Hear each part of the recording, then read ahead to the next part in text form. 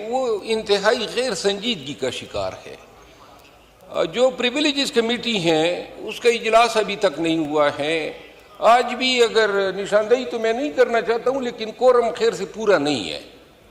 تو میں یہ عرض کرنا چاہتا ہوں کہ اس ایوان میں سنجیدگی کب آئے گی؟ اب فلسطین کا ایشو ہے،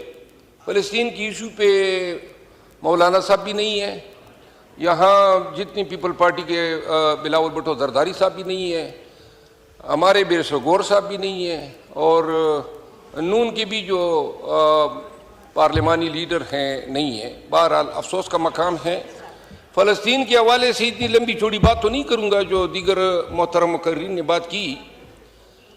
اتنی میں عرض کرنا چاہتا ہوں کہ فلسطین کے حوالے سے پاکستان کی جو پالیسی ہے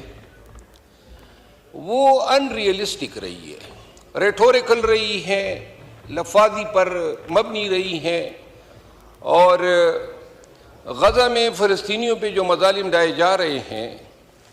اس حوالے سے میں ایک چھوٹی سی مثال دینا چاہتا ہوں۔ فلسطین کی ایک ہیومن رائٹ آرگنائزیشن نے مجھ سے رجوع کیا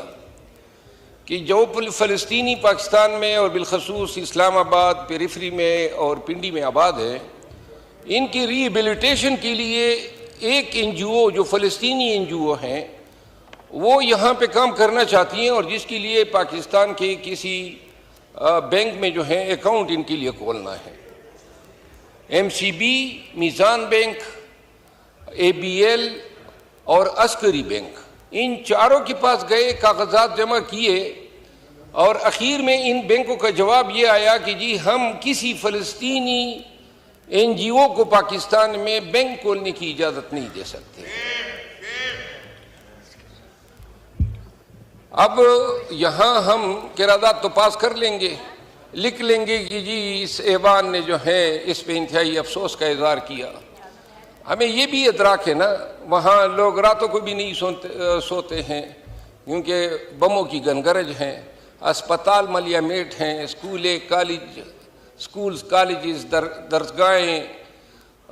وہ وہاں پہ ملبے کا یہ منظر پیش کر رہے ہیں۔ بحیثیت ایک ملک کے ہم کشمیر کو بھی بھولتے جا رہے ہیں،